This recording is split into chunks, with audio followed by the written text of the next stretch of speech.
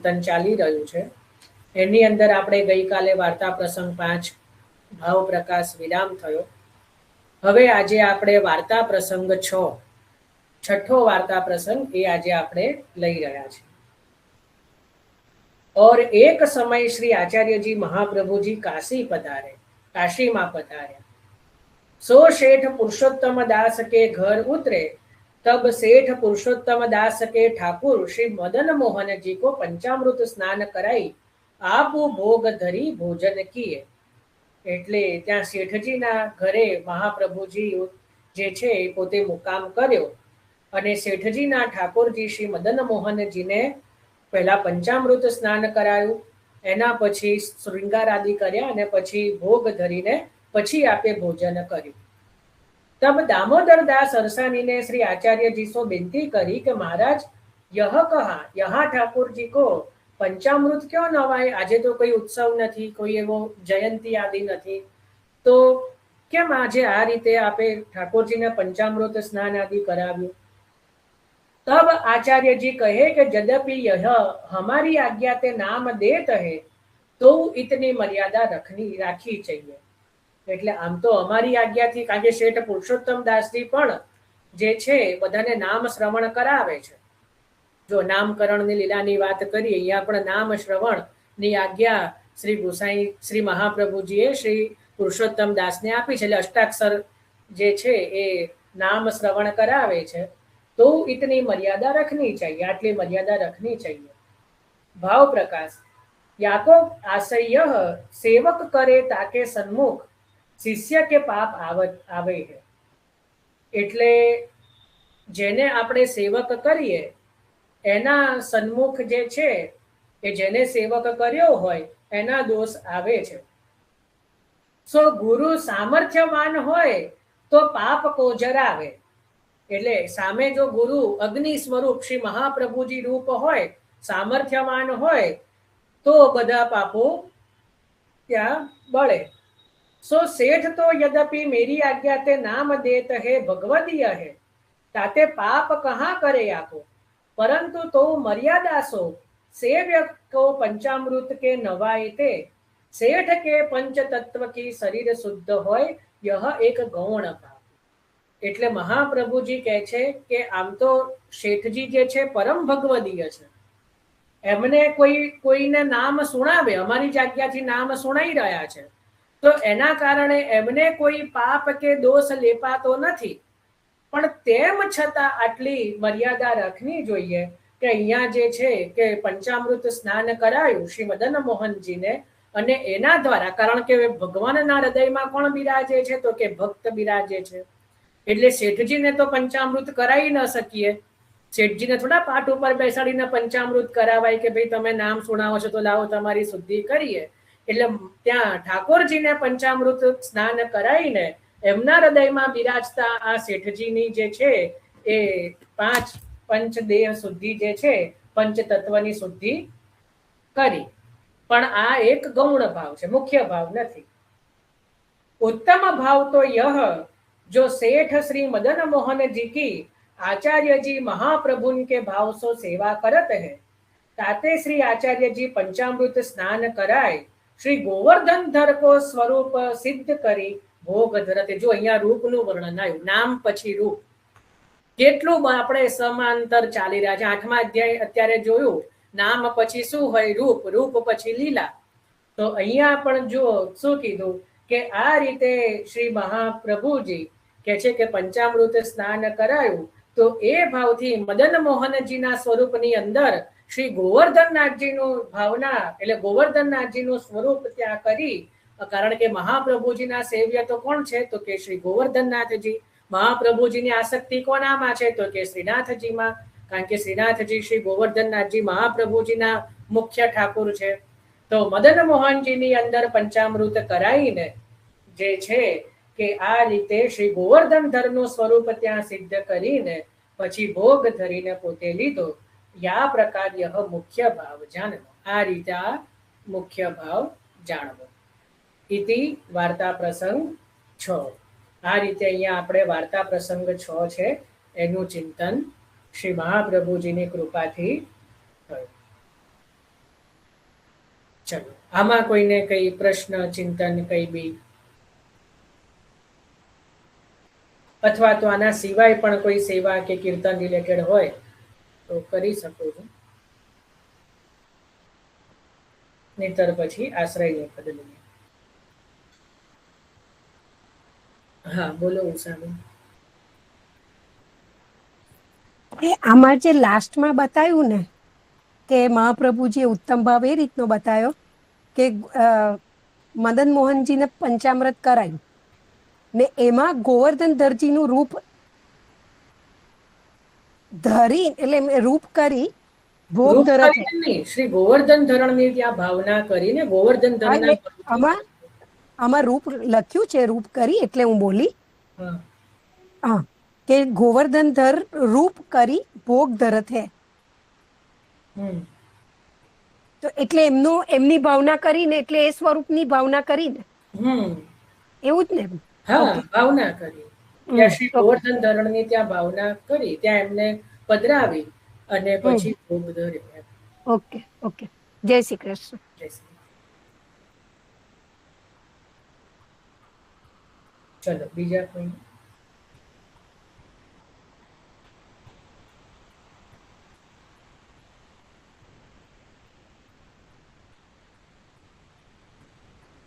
હા દીપાલી, જો હમણાંનું નામ બોલો તો ત્યારે દીપાલી બેન નથી ત્યાં તમારો જય શ્રી કૃષ્ણ. જયભાઈ, આ પ્રસંગમાં તો મેં એવું સાંભળેલું છે કે ખરેખર કે આમાં સ્વરૂપ પેલા શ્રી મહાપ્રભુજીનું સ્વરૂપ માનીને સેવા કરતા હતા મદન મોહનજીમાં.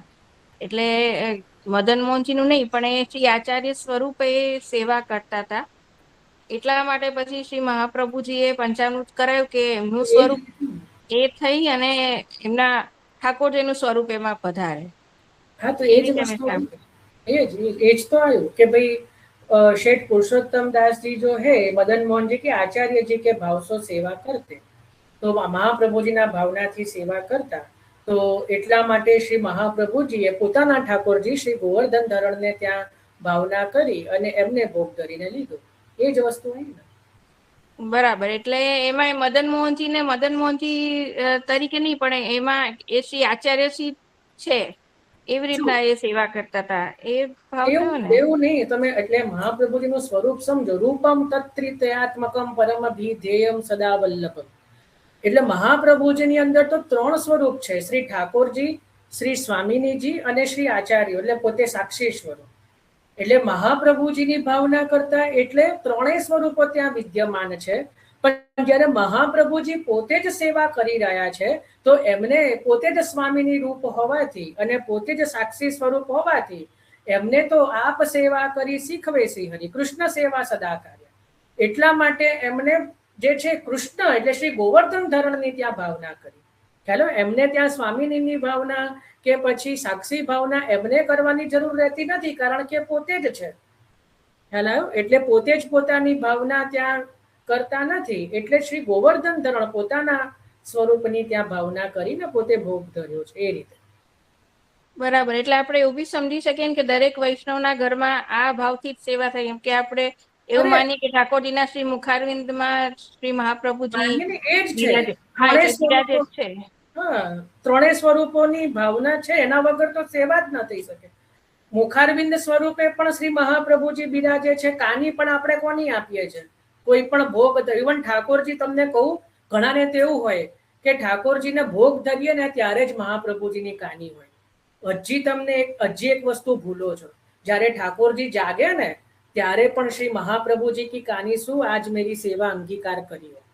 શરૂઆત જ ત્યાંથી થવી જોઈએ કે મહાપ્રભુજીની કાનીથી આજે મારી સેવા અંગીકાર કરજો પ્રભુ.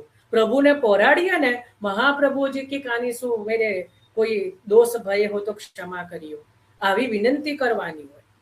ખ્યાલ આવ્યો? મહાપ્રભુજીની કાનીથી જ શરૂ થાય, મહાપ્રભુજીની કાનીથી જ ત્યાં છે વિરામ થાય. કેવલ ભોગ ધરવા માટે મહાપ્રભુજી નથી, પણ જેમ કોઈ કહેવાય ને કે ચાવી, ધારો કે કોઈ તાળું હોય, એની ચાવી જ્યાં સુધી ચાવી આપણે કરીએ ત્યાં સુધી તાળું ખોલે નહીં, એ રીતે ઠાકોરજી જે છે મહાપ્રભુજી વગર જાગે પણ નહીં ને પડે પણ નહીં. આપણે જ્યારે કીર્તનના ક્રમમાં પણ સૌથી પહેલું પદ કોનું આવે? શ્રી મહાપ્રભુજી. જય જય શ્રી વલ્લભ પ્રભુ પ્રાત સમય ઉઠ કરીએ શ્રી લક્ષ્મણ સુતકાર. બરાબર, પ્રાત સમય સુમરો શ્રી વલ્લભ. અને છેલ્લે પણ કોનું પદ આવે? દ્રઢઈને ચરણ કેરો ભરોસો શ્રી વલ્લભ હી કો ભારી ભરોસો. તો શરૂઆત પણ શ્રી મહાપ્રભુજી છે, પૂર્ણ પણ ત્યાં અંતમાં પણ શ્રી મહાપ્રભુ છે. મહાપ્રભુજીથી જ શરૂઆત છે, મહાપ્રભુજીથી જ ત્યાં વિરામ છે. એટલે મહાપ્રભુજી વગર તો કઈ છે ને મધ્યમાં પણ કાની આપીએ છીએ મહાપ્રભુજી. તો મહાપ્રભુજીથી જ શરૂઆત છે. એટલે આપણે ત્યાં પણ જે છે ત્રણેય સ્વરૂપો જે છે, જે શ્રી ઠાકોરજી છે, વેણુજી સ્વરૂપે શ્રી સ્વામિનીજી છે, અને મુખારવિંદ સ્વજારીજી સ્વરૂપે શ્રી યમુનાજી છે, અને કાની સ્વરૂપે કહો કે મુખારવિંદ સ્વરૂપે કહો કે કોઈ પણ રીતે કહો, મહાપ્રભુજી પણ ત્યાં વિરાજે જ છે. તો આપણે ત્યાં પણ ત્રિતયાત્મકમ ત્રણેય સ્વરૂપે શ્રી બધા જ ભગવદીઓના બધા જ વૈષ્ણવોના ઘરે પણ આ રૂપમ તત્રિતયાત્મકમ સ્વરૂપે જ પ્રભુ બિરાજે છે. બરાબર, કોઈ અલગ એવું બની ન શકે કે કોઈ એક સ્વરૂપ. કારણ કે તમને જો આ બધાના પ્રમાણ છે ને યમુનાજીના પદમાં જ મળી જાય છે. યમુનાજીના એક પદમાં ચિત સ્વામીજીનું પદ પ્રાણપતિ પ્રાણસુત, આ નહીં, શ્રી જમુને અરુ પ્રાણપતિ પ્રાણ અરુ પ્રાણસુત ચહુ જન જીવ પર દયા વિચારી છીત સ્વામી ગિરિધરણ શ્રી વિઠ્ઠલ પ્રીત કે લીએ અબ સંગદાર. આવે છે કે નહીં? 9મું પદ. તો એનો અર્થ તો સમજો, એનો ભાવ તો આપણે સમજીએ કે જમુન એટલે શ્રી સ્વામિનીજી ગણો, શ્રી યમુનાજી ગણો. શ્રી જમુને અરુ પ્રાણપતિ એટલે શ્રી ગોવર્ધન ધરણ. પ્રાણ અરુ પ્રાણસુત, પ્રાણ એટલે શ્રી મહાપ્રભુજી, પ્રાણસુત એટલે શ્રી ગુસાઈજી. ચહુ જન જીવ પર દયા વિચારી. આ ચારે પરમ કૃપાળુ છે કે જ્યારે પોતાના જીવો પોતાના વૈષ્ણવ પર દયા વિચારી છીત સ્વામી ગિરિધરણ શ્રી વિઠ્ઠલ જે છે પ્રીત કે લીએ સબ સંગ ધારી. એટલો બધો પ્રેમ છે કે એકબીજાને છોડીને ક્યાંય પધારતા નથી. જ્યાં જાય છે ત્યાં બધા ચારેય જોડે હોય છે. એટલે જ્યારે પણ કોઈને કહે કે અમારે ત્યાં તો લાલનનું સ્વરૂપ એક જ લાલન બિરાજે છે કે શ્રીનાથજીના ચિત્રજી બિરાજે છે, પણ ત્યાં કેવલ એ ચિત્રજી કે એક લાલન નથી, ચારેય સ્વરૂપો સંમિલિત છે. કારણ કે આ ચારેય સ્વરૂપો એકબીજા વગર રહી શકતા નથી. અરે એનાથી પણ આગળ આ 9મું પદ ધાય કે જાય, જો એની અંદર વાંચો તો ખરા કે કેટલું બધું ત્યાં સુધીનું વર્ણન આવે છે કે ઇન બિના રહત નહીં. અરે ધાય કે જાય જો શ્રી જમુના તીરે તાકી મહિમા અબ કહા લો કહીએ બરનીએ જાય પરસત અંગ પ્રેમ નીરે. હા, નિસદિના કેલી કરત મન મોહન પિયા સંગ ભક્તન કી હે જુબીરે છીત સ્વામી ગિરિધરણ શ્રી વિઠ્ઠલ ઇન બિના નેક નહીં ધરત ધીરે. આનો ભાવ તો સમજો. શું કીધું? પિયા સંગ ભક્તન કી હે જુબીરે એટલે સ્વામિનીજી અને બધા જ ભક્તોની ભીડમાં પ્રભુ બિરાજે છે, છતાં પણ છીત સ્વામી ગિરિધરણ શ્રી વિઠ્ઠલ એમના વગર જે છે ઇન બિના એટલે યમુનાજી વગર ઇન બિના નેક નહીં ધરત ધીરે. જારીજી વગર પ્રભુ એક ક્ષણ પણ રહેતા નથી. દરેક વખતે જારીજી બાજુમાં હોય કે ન હોય. ઇન બિના અનેક નહીં ધરત ધીરે, એમના વગર એક ક્ષણ પણ રહી શકતા નથી.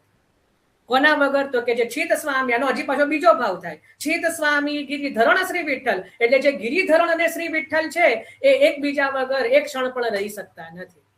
એ પણ અર્થ થઈ જાય. કારણ કે છીત સ્વામી ગિરિધરણ શ્રી વિઠ્ઠલ ઇન બિના અનેક નહીં, અથવા તો આ બંને સ્વરૂપો જે છે યમુનાજી વગર રહી શકતા નથી. ચોથો અર્થ, જે આ બંને સ્વરૂપો વગર યમુનાજી એક ક્ષણ રહી શકતા નથી. આવા અનેક અર્થો થાય એક જ પંક્તિના. એટલે એ બધાનો સાર શું કે ચહુ જન જીવ પર દયા વિચારી. ચારેય જણા જે છે, ચારેય સ્વરૂપો જે છે એકબીજા વગર રહી શકતા નથી. એટલે જ્યાં પણ જે છે બધા ચારેય સ્વરૂપો સંમિલિત જ છે.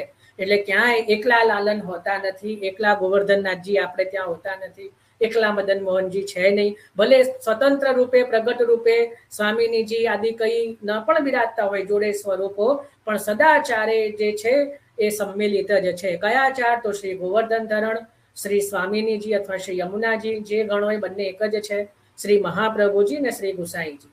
આ ચારેય સ્વરૂપો જે છે એ સદાય ભક્તોના માથે બિરાજમાન જ છે. કારણ કે ચહુ જન જીવ પર દયા વિચારી, ચારેય જીવો પર દયા વિચારી છે. એટલે જે છે કે એક ક્ષણ પણ એકબીજા વગર રહી શકતા.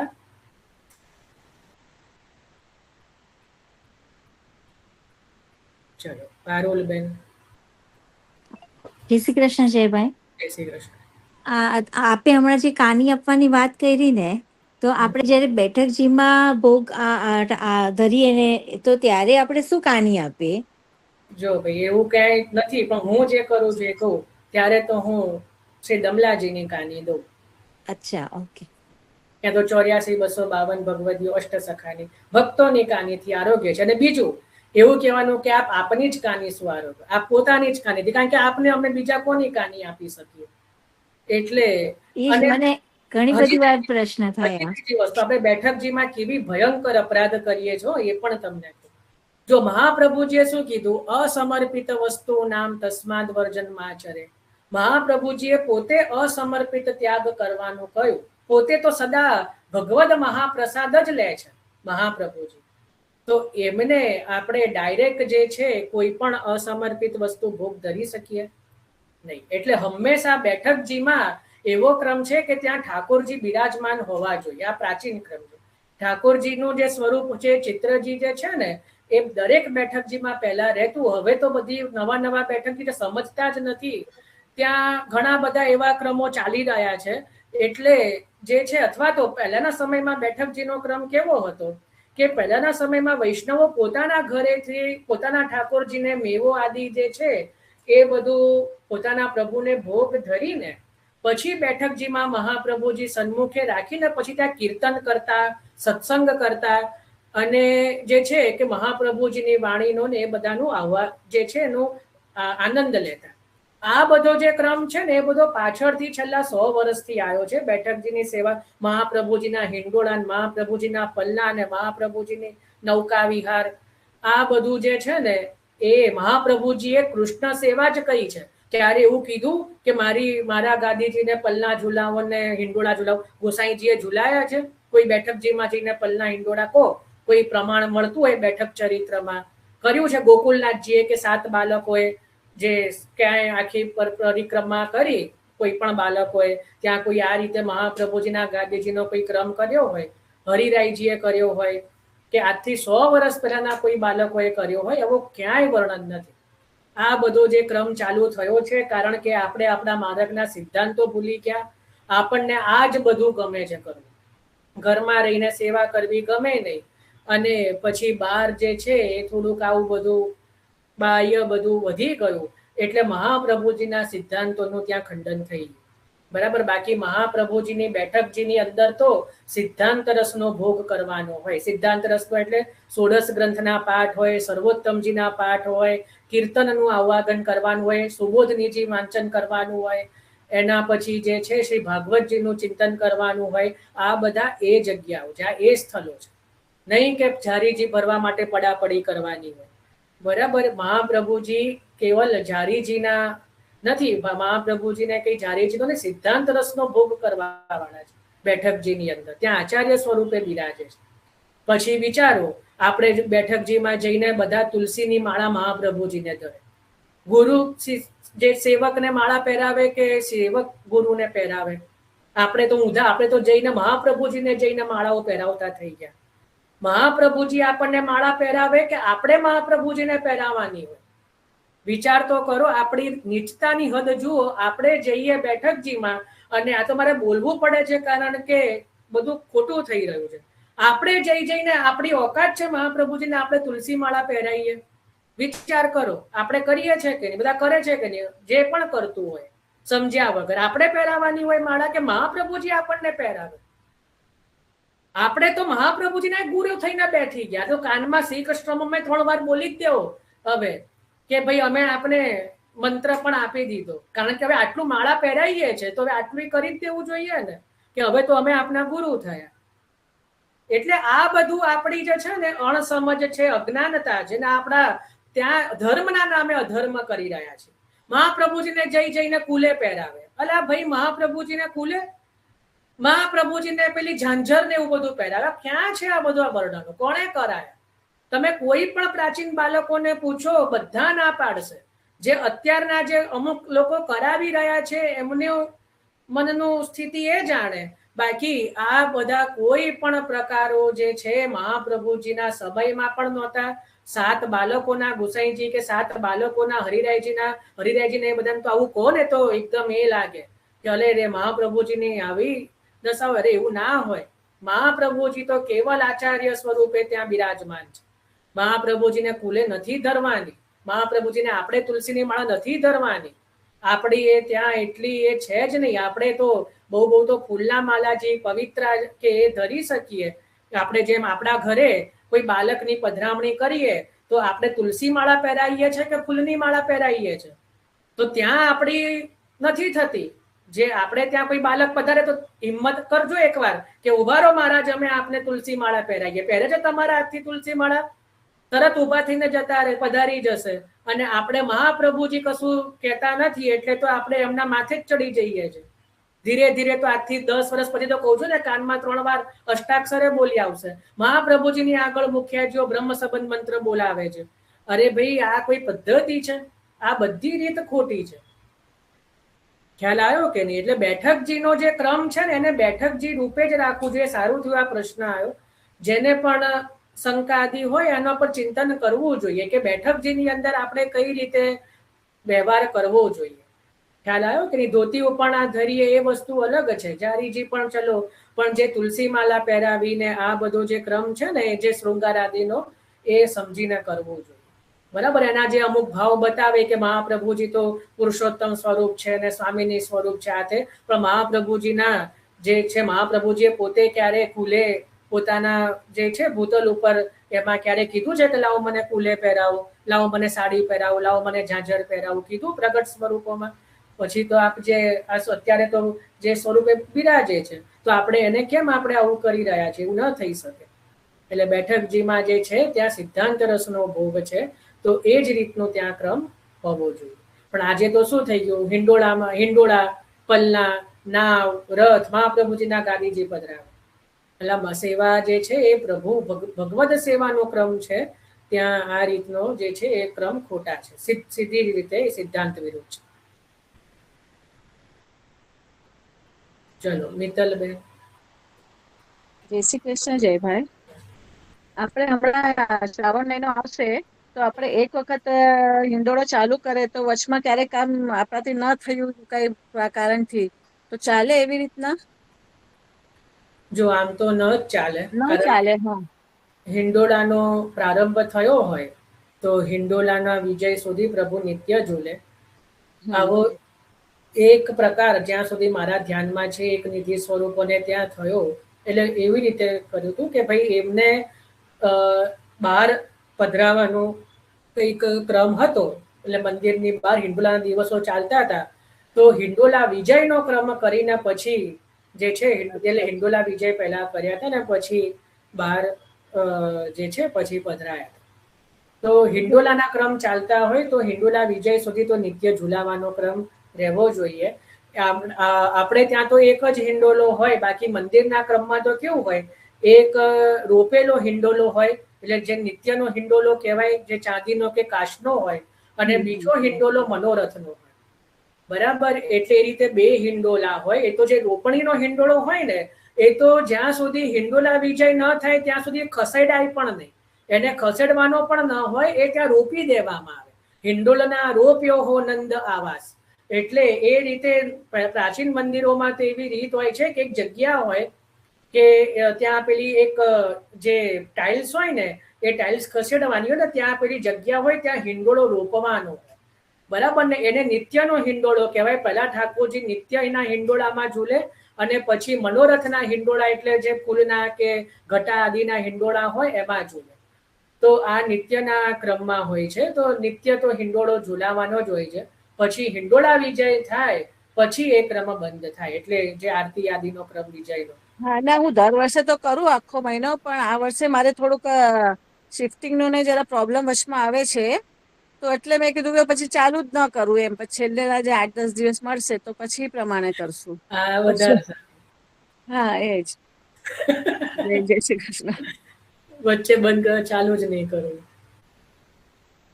કીર્તન કરીએ તો આપણે પછી કરીએ, પણ પછી હિંડોળામાં ન પધરાવીએ ઠાકોરજીને એમ.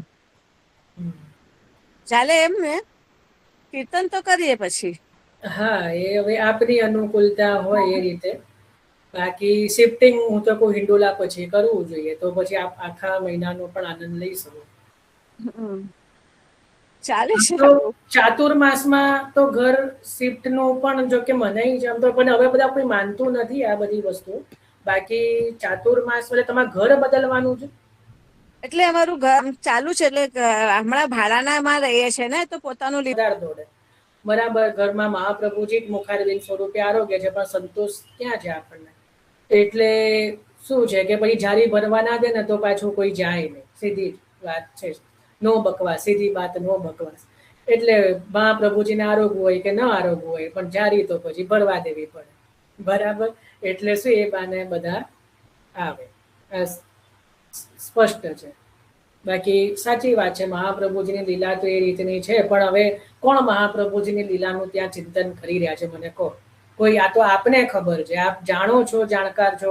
બાકી તો અડધાને ખબર નહીં હોય કે મહાપ્રભુ આજે ખબર પડી હશે કે હનુમાન ઘાટની લીલા ઉપર પણ, હનુમાન ઘાટના ઉપર બી મહાપ્રભુજીના બેઠા, એ ક્યાં આવ્યું એ અડધાને નહીં ખબર હોય કે ક્યાં મહાપ્રભુજીએ સંન્યાસ લીધો. બરાબર, એ નહીં ખબર હોય. આ તો હનુમાન ઘાટ ક્યાંક આવ્યું અને ત્યાં મહાપ્રભુજીએ સંન્યાસ લીધો, એ આજે ખબર પડી હશે.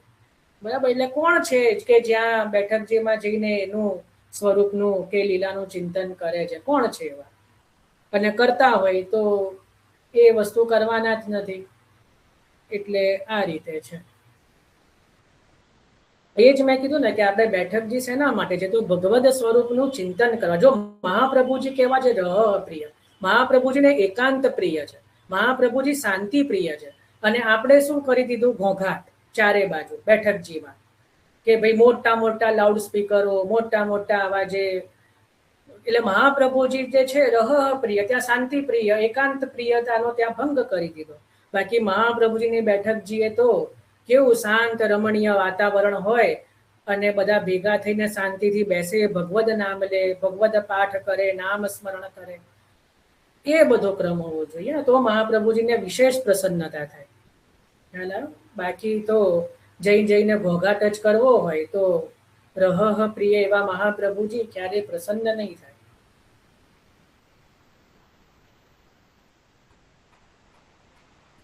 સુંદર. ચલો, આજે ખાસું બધું ચિંતન થયું, આનંદ રહ્યો. આશ્રયનું પદ હવે લઈએ. આજે ચરણ કેરો ભરોસો, દ્રઢાઈના ચરણ કેરો, શ્રી વલ્લભ નખચંદ્ર છટા બિના, સબ જગમાં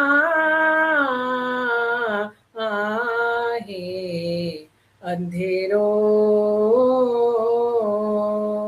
ભરોસો દ્રઢાઈના ચરણ કેરો,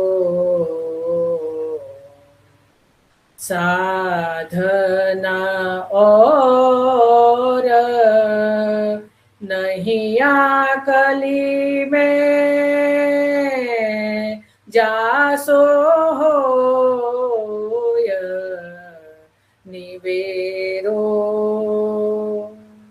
सूर कहाँ कहे द्विविध आधरो, सूर कहाँ कहे द्विविध आंधरो, बिना मोल को चेरो, દ્રઢઈના ચરણ કેરો,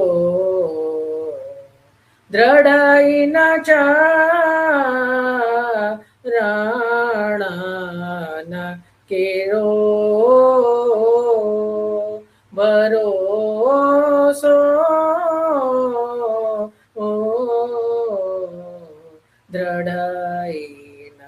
ચરણન કે